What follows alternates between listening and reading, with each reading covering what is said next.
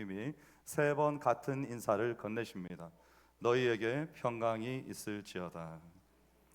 오늘 본문은 이 세 번의 평강 선언이 어떻게 우리의 두려움을 해체하고 또 사명을 일으키고 확신을 완성했는지 보여줍니다. 첫 번째 평강은 상처를 증거로 보여주면서 두려움을 없앴고요. 두 번째 평강은 성령의 숨결과 함께 파송에까지 이어지도록 하는 것을 봅니다.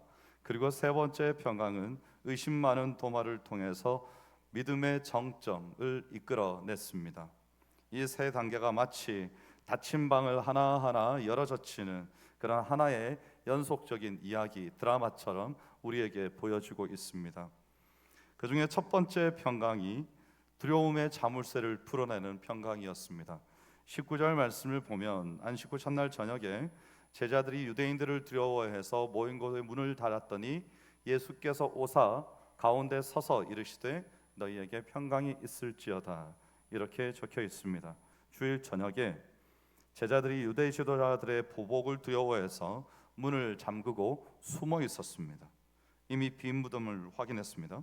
막달라 마리아가 내가 주님을 보았다고 전했지만 부활의 소식이 그들의 마음속까지 침투하지 못했습니다. 도망자였고 또 누군가는 배신자였고 체포 대상이 될 수도 있다는 어떤 현실적인 공포가 그들의 마음을 온통 움켜쥐고 있었습니다. 바로 그 순간에 예수님께서 닫힌 문들을 다 통과해서 가운데 서셨습니다. 그리고 첫 마디가 너희에게 평강이 있을지어다, 이 말씀이었습니다. 예수님은 꾸짖지 않으셨습니다. 대신에 못자국 난 손과 창에 찔린 옆구리를 보여주시면서 예수님께서 상처를 숨기지 않으신 이유는 분명합니다. 십자가의 상처가 패배의 흔적이 아니라 죄와 사망 위에 찍혀 있는 승리했다는 승인의 도장임을 확인시키기 위해서였습니다. 제자들이 그 상처를 본 뒤에야 기뻐했습니다. 어쩌면 예수님께서 손과 발과 그리고 옆구리의 상처를 갖지 않은 채로 나타나셨다면 제자들이 믿었을까 하는 생각도 해봅니다. 그런 그들에게 예수님이 상처 없는 기쁨은 너희에게 환상일 뿐이고 이렇게 상처를 품고 있는 이 평강이 너희에게 있는 진짜 현실이다, 이것을 일깨워 주셨습니다. 그리고 두 번째 평강을 말씀하시는데 이 두 번째 평강은 닫혀있는 이 방을 파송의 현장으로 바꾸었습니다. 21절에 보면 예수께서 또 이르시되 평강이 있을지어다. 아버지께서 나를 보내신 것 같이 나도 너희를 보내노라. 이렇게 말씀하셨습니다. 그리고는 제자들을 향해서 숨을 내쉬면서 성령을 받으라. 이렇게 말씀하십니다. 이 장면은 마치 창세기 2장에서 하나님께서 사람을 흙으로 지으신 다음에 뭘 불어넣으셨습니까? 생기를 불어넣으시니 생명이 된지라. 이렇게 되어 있죠. 두려움의 공기로 가득했던 방이 성령의 숨결로 한순간에 새로운 창조의 현장이 되었습니다. 하나님의 숨결, 성령의 숨결을 품고 있는 사람들은 어떤 역사를 일으킬까요? 저는 예전에 제가 신학대학원 다닐 때 잠시 사역을 쉬고 있는 동안에 어느 교회에 잠시 예배를 출석한 적이 있는데 그때 아주 새로운 경험을 했습니다. 그 예배가 좀 큰 교회였는데 많이 기대하고 갔어요. 그런데 예배 시작 때 이렇게 예배 인도자가 찬양을 하고 그리고 똑같이 우리처럼 묵도 또 성가대 찬양이 다 있는데 예배가 진행되는 내내 제 마음에 약간의 불편함이 있었습니다. 교회의 규모치고는 예배가 잘 준비되지 못했나? 그런 생각이 제 마음에 시험거리죠. 제가 괜히 그런 생각을 한 겁니다. 그래서 그런 걸 기대하고 예배를 가면 안 되는 거죠. 주님 만날 생각으로 예배를 가야 되는데, 근데 예배 시작에 약간의 마음에 그런 어떤 그 불안함 같은 게 있었습니다. 그런데 이제 성가대 찬양까지 끝내고 그리고는 목사님이 들어오셨어요. 이렇게. 근데 목사님이 몇 발자국 걸어서 강단에 서시는데 목사님이 강단에 서서 첫 마디를 딱 하시는 순간에 오늘 이런 거죠. 예수님께서 성령을 받으라 말씀하셨는데 목사님이 강단에 서시자마자 이렇게 교회의 예배의 분위기가 확 바뀌는 게 느껴졌습니다. 그래서 저 목사님 정말 기도 열심히 하시는 분이시구나, 그런 생각을 한 적이 있습니다. 여러분, 그 하나님의 마음을 가진 한 사람이 그 하나님의 마음을 가지고 어느 자리에든지 서면 사실은 우리 하나님께서는 우리에게 성령의 숨결을 불어넣어 주셔서 성령 충만하게 하셔서 우리가 처한 위치와 자리가 어느 상황이든지 간에 그런 역사를 충분히 일으키시는 분입니다. 오늘 예수님께서 지금 제자들의 상황이 어떻습니까? 문을 꽁꽁 닫아 걸고 행여나 붙들릴까, 행여나 체포당할까, 우리도 예수님처럼 죽을까, 이런 걱정 때문에 숨어 있었는데 예수님께서 성령을 받으라고 말씀하신 다음에 그 예수님의 성령의 숨결로 이 방이 가득하게 되었습니다. 이어서 주님이 너희가 누구의 죄든지 사하면 사하실 것이다, 이렇게 위임을 하셨습니다. 이 말은 교회가 다니면서 내가 당신의 죄를 사합니다 라고 말하고 다니라는 말이 아닙니다. 우리가 복음을 전해서 회개하는 자에게는 용서를 선포하고 거부하는 자에게는 당신의 죄가 여전히 당신에게 있습니다, 이것을 선언하라는 것입니다. 그래서 평강이라는 것은 안락이 아니라 동력입니다. 여러분, 우리에게 이 동력, 성령을 받아 성령님이 인도하시는 대로 행하는 이 동력이 없으면 우리는 멈추게 됩니다. 여러분, 배가, 자동차가, 비행기가 동력을 상실하면 어떻게 되죠? 비행기는 떨어지는 겁니다. 배는 멈추게 되는 거죠. 교회도 똑같습니다. 교회가 동력을 상실하면 교회가 교회답지 못하게 되고 정지하게 되는 것이죠. 교회가 정지하게 되는 순간 그때부터 세상의 것들이 교회를 다 침투해서 교회를 자기의 것으로 만들어 버리는 겁니다. 그래서 성령은 나의 내면의 충전을 위한 것이 아니고 세상으로의 파송을 위한 호흡으로서 우리에게 주어지는 것입니다. 그래서 우리가 성령님이 우리 안에 거하시게 되면 더 이상 우리가 세상을 두려워하지 않게 되고 내가 처한 상황에 갇혀 있지도 않게 되는 것이죠. 그리고 세 번째 평강은 회의를 확신으로 빚어내는 평강이었습니다. 오늘 부활주일에 이 세 번째 평강과 도마의 믿음에 우리가 함께 우리의 초점을 맞춰보고자 합니다. 예수님이 처음 찾아오셨을 때 도마가 있지 않았습니다. 여러분, 이런 사람이 꼭 있어요. 우리가 어떤 은혜로운 말씀을 듣고 또 정말 멋진, 우리의 마음에 감동이 되고 도전이 될 만한 어떤 상황이나 장면을 만났습니다. 그러면 떠오르는 사람이 있죠.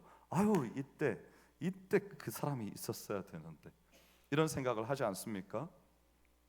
근데 사실은 그 사람은 아마도 하나님이 따로 만나 주시려고 그때 그 자리에 안 보내신 거고요. 그 말을 하는 그 사람이 그 자리에 있어야 되니까 온 거죠. 그렇죠? 네, 우리 그거 잘 인정하지 못합니다. 아니에요, 목사님. 그 사람이 왔었어야 돼요. 그 사람은 하나님이 따로 만나 주실 거니까 안달하지 마세요.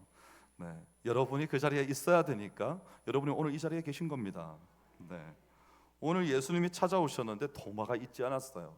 그러니까 그러고 난 다음에 제자들이 이제 우리 주님이 살아나셨다, 내가 주님을 봤어, 이걸 말하는데 뭐라고 적고 있는가 하면 미완료 시제로 계속 반복해서 말했음을 드러내고 있습니다. 제자들이 도마를 어떻게든지 설득하고자 했다는 것이죠. 그런데 이 도마가 내가 직접 못자국을 보고 옆구리에 손을 넣어 보기 전에는 믿지 못하겠다라고 말합니다. 웬만한 다른 사람 같으면 다른 10명의 제자가 이구동성으로 우리가 주님을 만났다, 주님을 봤다, 이렇게 말하면 믿을 법한데 도마는 그러지 않습니다. 도마는 아마도 자기 주관이 아주 뚜렷한 사람이었던 것 같아요. 그래서 하필 이런 도마가 예수님이 처음 나타나셨을 때 없었던 거죠. 이건 아마도 하나님이 그렇게 예비하시지 않았나 생각이 됩니다. 여러분, 사실 의심은 도마 한 사람의 문제가 아닙니다. 사람은 기본적으로 시각을 통해 확인한 것을 믿는 경향이 아주 강합니다. 그래서 도마의 의심은요, 이후에 예수님의 부활을 믿지 못하는 사람들을 대표하는 것이다, 이렇게 생각해도 괜찮겠습니다. 그런데 여러분, 우리의 시각이라는 것이 만약에 우리의 믿음의 필수적인 것이라면 보지 못하는 분들은 어떻게 할까요? 그분들은 어떻게 해서 예수를 믿게 됐습니까? 그래서 그건 필수적인 게 아닌 거죠. 다만 우리가 가지고 있는 감각 중에 하나인 겁니다. 여드레가 지났습니다. 제자들이 여전히 같은 방에 있습니다. 같은 심리적인 문을 닫아 걸었지만 그들의 마음은 더 꽁꽁 닫아 걸고 그곳에 묶여 있었습니다. 그런데 이번에는 도마가 있습니다.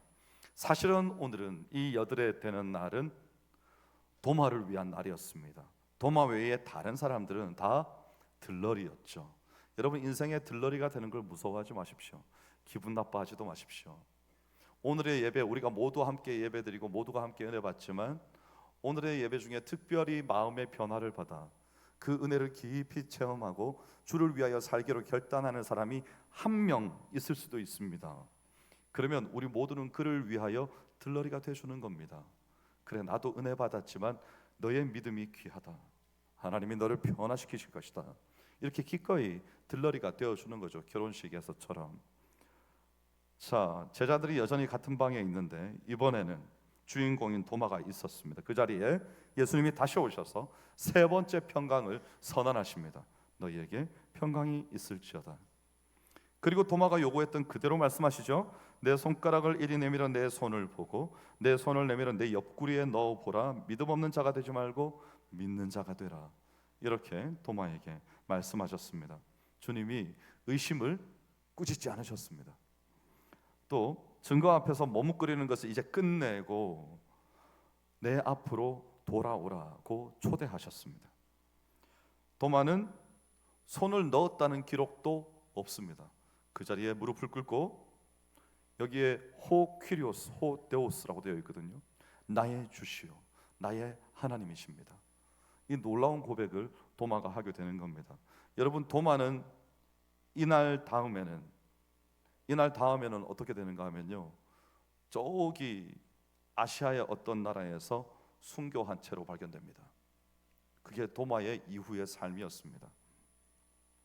결국 이 도마의 확인과 증거 때문에 예수님의 부활은 오늘날 우리에게 더욱더 생생한 사실로 다가오는 겁니다. 만약에 누군가 의심하지 않았다면, 만약에 누군가 예수님을 향해서 그런 질문을 하지 않았더라면 우리는 어쩌면 이거 믿을 수 있는 건가? 이런 생각을 했을지도 모르겠습니다. 하지만 이때 의심했다가 예수님을 다시 만난 이런 고백과 증언들이 생생하게 말씀에 기록이 되어 있는 겁니다. 그리고 난 다음에 예수님께서 이어서 모든 세대를 향해서 축복하십니다. 보지 못하고 믿는 자들은 복되도다. 이렇게 말씀하신 겁니다. 그리고 나중에 베드로전서 1장 8절에 이 약속을 그대로 받아서 너희가 예수를 보지 못하였으나 사랑하며 말할 수 없는 영광스러운 즐거움으로 기뻐한다. 이렇게 말하고요. 바울은 우리는 보는 것으로 행하지 않고 믿음으로 행한다. 이렇게 예수님에 대해서 고백합니다. 우리는 상처를 직접 만지진 못하지만 기록된 말씀과 이 역사 속의 증언에 우리의 손을 집어넣어서 확신을 얻을 수 있습니다. 여러분, 본다는 것은 그냥 감각의 하나일 뿐이지 본문의 말씀은요, 비단 보지 못하고 믿는 자뿐만 아니라 만지지 못하고 믿는 자, 또 어떤 사람은 체험하지 못하고 믿는 자, 이런 다양한 사람들이 오늘 여기에 다 앉아 있습니다. 우리 모두는 다 보지 못했습니다. 만지지 못했죠. 체험하지 못했습니다. 그런데 오직 말씀을 읽고 듣는 것만으로 예수 그리스도를 믿게 되었습니다. 여러분, 세상에 기적이 많이 일어나지만 이것보다 놀라운 기적이 있을까요? 밖에 나가서 이 말씀을 들고 펼쳐서 아무나에게 한번 읽어봐 주십시오. 그리고 믿으시겠습니까? 라고 하면 그가 믿는지 한번 보십시오. 안 믿습니다. 우리도 처음에는 믿지 않았습니다. 그런데 마음의 간절함과 사모함을 가지고 말씀을 읽고 또 읽고 그리고 하나님의 역사를 사모하면서 갈망하면서 기도하는데 정말 어느 날인가 갑자기 마치 우리 집에 있는 그 예수님의 눈 위에 밟힌 그 발자국, 그게 예수님의 얼굴이 될 줄 누가 알았겠습니까? 여러분, 집에 혹시 그거 있으십니까? 그거 처음에 모르고 쳐다보면 안 보입니다. 도대체 이게 왜 예수님이라는 거야? 보고 또 보고 또 보고 1년을 보고 어떤 사람은 몇 년 동안 쳐다봐도 그게 예수님인 줄 몰라요. 근데 어느 날 딱 봤는데 예수님이 여기 계시네. 그 발자국이 그런 거 아닙니까? 어느 날 갑자기 보이는 거죠. 찾아 내려가면 안 보여요. 여러분, 우리가 예수님을 만난 게 그렇습니다. 기적과도 같습니다. 우리는 도저히 스스로의 힘으로는 예수님을 알 수가 없는 사람이었습니다. 그런데 성령으로 아니하고는 예수 그리스도를 주시라 할 수 없느니라. 내가 믿었습니까? 아니요. 성령으로 아니하고는. 우리가 예수 그리스도를 내 의지로 고백한 것 같은데 하나님의 때가 되어서 어느 순간인가 내 마음에 예수님이 이런 분이구나 믿어져서 누군가가 와서 당신 예수님 믿으십니까? 라고 말을 하니까 우리가 마음속 깊은 곳에 고백으로 내가 예수님을 믿습니다. 이게 성령의 역사인 겁니다. 정말 놀라운 기적이죠. 그런 역사가 우리에게 일어나는 겁니다. 인간의 모든 경험 분야를 총망라해서 그 모든 것이 우리에게 아무런 소용이 없더라도 우리 하나님께서는 충분히 우리로 하여금 믿게 하실 수 있는 분이라는 겁니다. 우리가 때로는 어떤 참담한 정신적인 상태를 경험하기도 합니다. 그리고 예수님을 믿는다는 것과 나의 지금의 상태는 이게 도대체 공존이 가능한 것인가, 이런 생각을 하기도 합니다. 그래서 우리는 좀 더 특별한 경험을 원하죠. 그런 해답이 있기 전까지는 내가 예수님을 제대로 믿는 것이 아니다, 이렇게 생각하기도 합니다. 하지만 그렇지 않습니다. 때로는 하나님의 함께 하심을 느낄 수 없다 해도, 때로는 나의 현실이 내 마음속에서 맹렬하게 하나님은 살아계시지 않아 라고 계속해서 소리를 지르고 있다 하더라도, 그렇다고 해서 예수님의 십자가와 부활이 사라지지는 않습니다. 그건 여러분 개인의 지금의 상태일 뿐입니다. 우리 모두는 나 개인의 그런 상태에도 불구하고, 그럼에도 불구하고 하나님은 살아계시고, 그럼에도 불구하고 예수님은 내 죄를 대신해서 십자가를 지셨으며 부활하셔서 내 마음에 영생의 확신을 주시고 오늘 나로 하여금 부활의 증인으로 살게 하신다. 이 공동체의 고백이 우리에게 명확하게 있는 겁니다. 그래서 우리는 그들을 끌어줄 수 있어야 되는 것이죠. 누군가에게 이렇게 설명을 하면 그 사람이 아니 내 현실을 좀 보고 말씀하십시오, 내가 사는 이 꼴을 보고서도 그런 말씀이 나오십니까? 라고 항의할 수도 있겠습니다. 그런데 우리는 기억해야 합니다. 여러분, 예수 그리스도의 십자가와 부활보다 더 생생한 현실은 없습니다. 다만 지금 당장 우리에게 내가 처한 현실이 더 커 보일 뿐입니다. 인간이 얼마나 연약한가 하면요, 남이 앞에서 병으로 인생의 험하고 힘든 상황으로 몸부림치고 있는데 내 손가락 끝에 가시가 하나 박히면요, 그 사람의 그 인생의 상황보다 내 손가락 끝에 박혀있는 가시가 더 아파요. 이게 인간입니다. 누군가를 위해서 기도하고 싶고 누군가의 상황을 품고 싶어도 내게 있는 작은 상처와 아픔이 그걸 가리는 겁니다. 보지를 못하게 만들어요. 자꾸만 내 인생이 힘들고 괴롭고 나만 슬픈 것 같아요. 이게 사단의 전략입니다. 여러분, 우리의 눈이 가려워서 보지 못하게 하는 겁니다. 그런데 사실은 우리는 깨달아야 합니다. 내 인생의 그 어떤 아픔보다도 더 처절한 아픔과 슬픔과 고통을 우리 주님께서 나를 위하여 짊어지셨음을 우리는 알아야 됩니다. 그것이 우리의 눈앞에 닥친 진짜 현실입니다. 여러분, 그래서 나를 위해서 피 흘려주신 예수 그리스도의 그 십자가와 부활이 오늘도 나에게 영향을 미치고 있기 때문에 오늘 우리가 이렇게 이 자리에 앉아 있을 수 있는 겁니다. 그래서 우리는 예수님이 담당하셨을 그 고통이 마치 나와 전혀 상관이 없는 것처럼, 고난 주간이 아니면 전혀 묵상하지 않고 부활 주일이 아니면 예수 그리스도의 부활을 한 번도 다시 되새기며 생각해 보지 않는 그런 믿음이 되면 안 된다는 것이죠. 내가 눈으로 보지 못한다 해도 내 영혼이 혹 때때로 세상의 시름으로 인해 그것을 느끼지 못한다 해도 우리는 계속해서 믿음으로 고백해야 합니다. 주님, 내가 처한 진짜 현실은 주께서 나를 위하여 십자가를 지셨으며 나에게 부활의 소망을 주셨다는 것인 줄 내가 오늘도 믿습니다 하고 우리는 우리의 허벅지를 꼬집어야 되는 것이죠. 정신 차려라, 정신 차려라, 말을 할 수 있어야 됩니다. 1830년 12월 5일에 태어나서 1894년 12월 29일에 하나님의 부름을 받은 영국의 유명한 시인이 있습니다. 크리스티나 로세티라는 사람인데요, 이 사람이 쓴 시 중에 우리말로 바람이라는 시가 있습니다. 번역된 그의 시를 제가 읽어 드리겠습니다.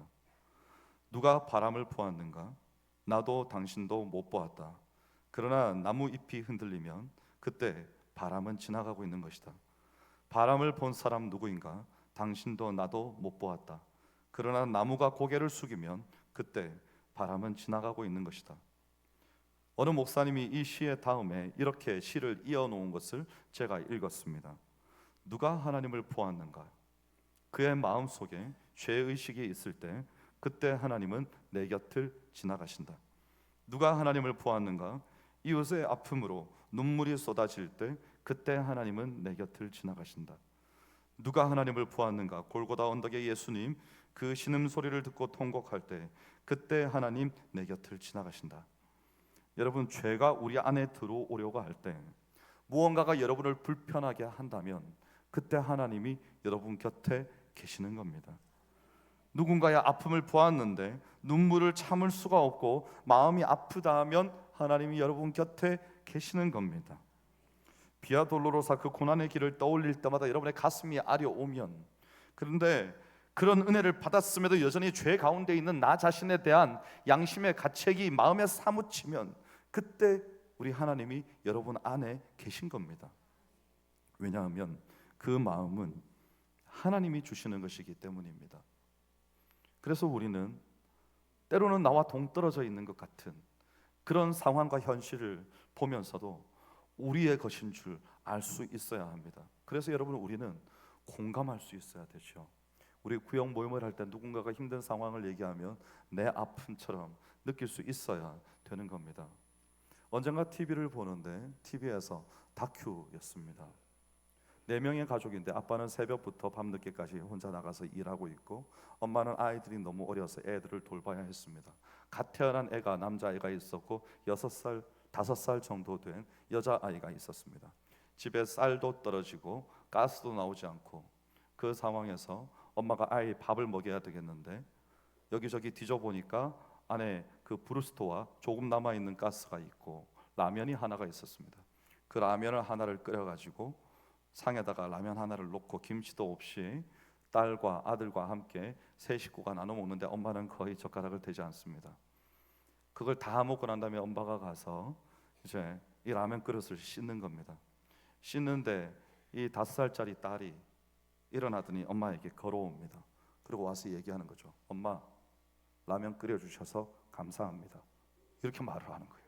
제가 그 장면을 보는데 와, 제 마음에 눈물이 팍 쏟아지는 겁니다. 저 어린 애가 엄마 라면 끓여주셔서 감사합니다. 그러니까 먹을 수 없는 상황인 걸 알았다는 거잖아요. 우리 집은 지금 먹을 게 없어. 가스도 끊겼어. 아빠는 나가서 쓰리잡 포잡을 뛰고 있는데 집에 올 수가 없어. 이 상황을 알고 있다는 거 아닙니까? 그러니까 이 엄마가 그 딸을 끌어안고 알아서 안고는 우시는데 뭐라고 그러면서 오는가 하면 미안하다 미안하다. 엄마가 돈 많이 벌어서 다시는 너한테 라면으로 끼니 때우게 하지 않겠다. 너무너무 미안하다. 이러면서 펑펑 우는 거예요. 그래서 제가 제 소파에 앉아서 저는 TV를 보고 있었습니다. 근데 마음에 부딪혀 오는 거죠. 아, 나는 이런 집도 있고 나는 지금 리모컨 들고 앉아서 TV로 저걸 보고 있네. 저 사람은 저런 현실 속에서 살아가고 있는데, 여러분, 우리가 힘들고 어려운 형편에 처한 사람들에 대한 공감을 어떤 식으로 해야 될까요? 여러분은 세상을 어떻게 느끼고 계십니까? 여러분은 어떤 감각을 가지고 하나님의 살아계심을 느끼고 계십니까? 여러분은 하나님께서 살아계셔서 그들 가운데 함께 하시는 하나님이 나와 함께 하시는 하나님이고 내게 역사하시는 하나님이 또한 그들의 하나님도 된다는 사실에 대해서 어떻게 생각하고 계십니까? 만약에 그걸 확실히 알고 계신다면, 우리 지난 금요일 날 기도했죠. 나라와 민족을 위해 기도할 때 저 시리아와 우크라이나와 사실상 탈북민과 같은 한국에 들어오지 못하고 있는 탈북민들과 또 수단과 아프가니스탄과 이곳에 있는 난민들, 여러분, 우리 별로 관심 없잖아요, 그렇죠? 그들도 복음이 필요하고 그들도 오늘 아파하고 있고 누군가는 아프리카에서 배를 타고 지중해를 건너오다가 한 번에 수백 명씩 수몰되고 있는데 우리는 아무 관심 없습니다. 그들이 죽든지 말든지. 여러분, 우리는 예수 그리스도를 믿는다는 것을 무엇으로 알고 살고 있는 걸까요? 우리 주님께서는 오늘 제자들을 찾아오셔서 너희에게 평강이 있을지어다 라고 말씀하시면서 성령을 주시고, 성령을 받은 자로서 이제 나가서 뭘 하기를 원하시는 겁니까? 너희가 알고 믿고 있는 그리스도의 복음을, 그 복음이 필요한 자들에게 나누어 주어라. 그러니까 오늘 너희에게 평강이 있을지어다 말씀하신 다음에 죄사함의 은총을 베풀 것을 허락하시고 위임하시고 나서 성령을 받고 그 자리를, 아버지께서 나를 보내신 것 같이 나도 너희를 보내노라. 이제 너희도 그 아픔과 그 힘들고 어려운 삶과 장애와 여러 가지 고통의 현장 속으로 너희도 들어가라. 이렇게 말씀하신 거 아닙니까? 예수님이 그런 사람들 만나고 다니셨거든요. 살아 계시는 동안에 예수님은 병든 사람들, 귀신 들린 사람들, 앞길이 막막한 사람들, 홀로 앉아서 어찌할 바를 모르는 사람들, 중한 죄를 지어서 사람들에게 소외되고 손가락질 받는 사람들, 세리들, 장녀들, 이런 사람들을 다 찾아다니신 거 아닙니까?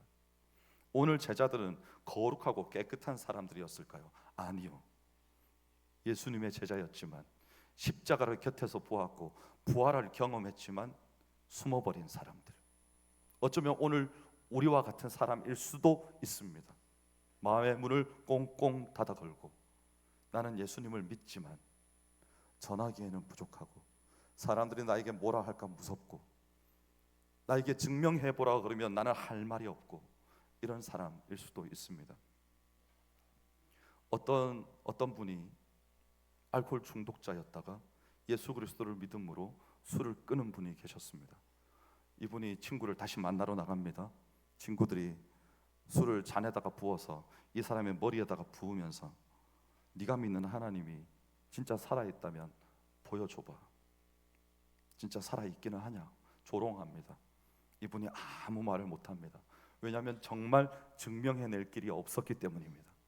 그리고 그가 힘들게 입을 뗍니다. 내가 똑똑하지 못해서, 성경을 많이 몰라서 하나님이 살아계시는 것을 여러분에게 증명할 수는 없습니다.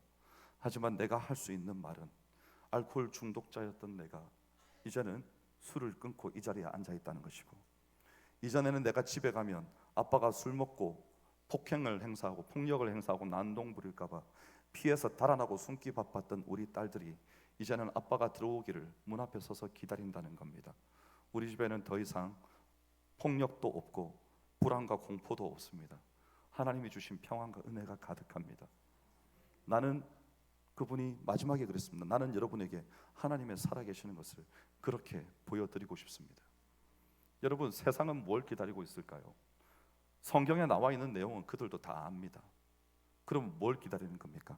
오늘 제자들처럼 이제 제자들이 변화되지 않습니까? 부활하신 예수님을 만나고 성령을 받고 지금까지 들었던 말씀이 내 안에서 살아서 역동적으로 움직이는 것을 경험하고, 그런 다음에 이제 세상이 우리에게 원하는 것은, 그래서 당신은 뭐가 달라졌는데? 그래서 당신의 인생이 어떻게 바뀌었는데요?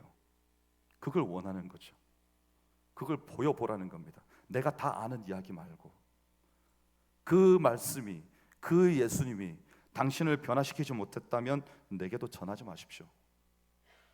나도 변화시키지 못할 테니까. 이렇게 말하고 있을 수도 있는 것이죠. 오늘 우리가 부활하신 주님을 마음속 깊은 곳에서부터 진실되게 만나야 되는 이유가 이겁니다. 우리를 온전히 변화시키셔서, 우리를 온전히 새롭게 하셔서 이제는 우리가 지금까지처럼 살지 않고 내가 부활하신 주님을 만나노라고, 그가 나를 변화시키셨고 그런 그가 당신도 변화시키실 수 있노라고 이렇게 고백할 수 있는, 우리의 삶의 현장 속에서 내 인생을 뒤집어 놓으신 그 주님을 우리가 간증할 수 있어야 되지 않겠습니까? 이제 이 제자들은요, 문을 꽁꽁 닫아 걸었던 제자들이 언제 그랬냐는 듯이 이 문을 활짝 열고 나가서 그들의 마음의 문도 열고 성령 충만함으로 도마만 순교자로 발견됩니까? 모든 제자가 다 순교합니다. 마지막 요한이 죽을 때까지 모든 제자들이 다 순교하는 겁니다. 베드로는 어떻게 죽어요? 내가 어떻게 감히 예수님처럼 십자가에 똑같은 모양으로 못이 박혀 죽겠냐? 거꾸로 십자가에 못 박으라고 이런 전설도 전해지지 않습니까? 여러 모양으로 사람들이 부활의 주님을 진실되게 만나고 난 다음에 이제는 그들이 변화되어서, 여러분 변화되면요, 예수 그리스도를 인격적으로 만나면요 어떻게 되는가 하면 예수님을 닮습니다. 그냥 기도 5시간 10시간 하다가 교회에서 머리끄댕이 붙잡고 싸우고 이런 거 아닙니다. 여러분, 예수 그리스도를 인격적으로 만난 사람은 공감할 줄 알고 배려할 줄 알고 주께서 나를 대하신 것처럼 나도 다른 이들을 대할 줄 알고, 그래야 교회가 평안하지 않겠습니까? 진짜 교회라면 그런 성령의 운행하심이 있어야 되지 않겠습니까? 성령님이 각 사람의 심령 가운데 임해 있어서 우리 모두를 변화시키시고 하나님의 뜻을 우리에게 밝히 보여주심으로 누군가 하나님의 뜻에서 어긋나고자 할 때에 그렇게 하시면 안 됩니다. 우리가 그렇게 배우지 않지 않았습니까? 제가 형제를 위해서, 제가 자매를 위해서 기도하겠습니다. 우리 주의 인도하심을 구합시다. 여러분, 이게 진짜 교회가 아니겠습니까? 오늘 우리가 우리 주님 앞에서 이 부활하신 주님을 우리의 마음에 진실되게 만나 뵙고 열린 마음을 가지고 성령 충만하여 이 자리를 떠날 수 있기를 소망합니다. 우리도 부활의 증인이 될 수 있기를, 내가 당장 나가서 죽게 되는 것이 아니라 예수 그리스도가 필요한 나와 같은 또 다른 한 사람을 찾아가서 그에게 예수 그리스도를 전하고 그도 나처럼 그 삶의 역경의 구렁텅이 가운데 건짐을 받게 할 수 있는 그런 참된 우리의 삶이며 우리의 신앙 고백이 될 수 있기를 주의 이름으로 축원합니다. 기도하겠습니다. 하나님 감사합니다. 보지 못하고도 믿는 자가 복되다고 말씀하여 주셨습니다. 주님, 우리가 주의 말씀을 믿고 그 말씀이 나를 변화시키셨고 그 부활의 주님을 내가 오늘 만났음을 고백합니다. 나도 이제 부활의 증인이 되기를 원합니다. 이제 더 이상 버티지 않게 하시고 이제 더 이상 뒤로 물러서지 않게 하시고 힘들고 어려울 때에 주저앉지 않게 하여 주시고 주님을 붙들고 승리하는 인생 되게 하시며 마음의 빗장을 닫아가는 것이 아니라 활짝 열고 주 예수 그리스도의 은총을 가지고 온 세상을 우리의 가슴에 가득 품어 안는 하나님의 사람들 되게 하여 주시옵소서. 감사드리며 예수님 이름으로 기도하옵나이다. 아멘. 다 함께 찬송가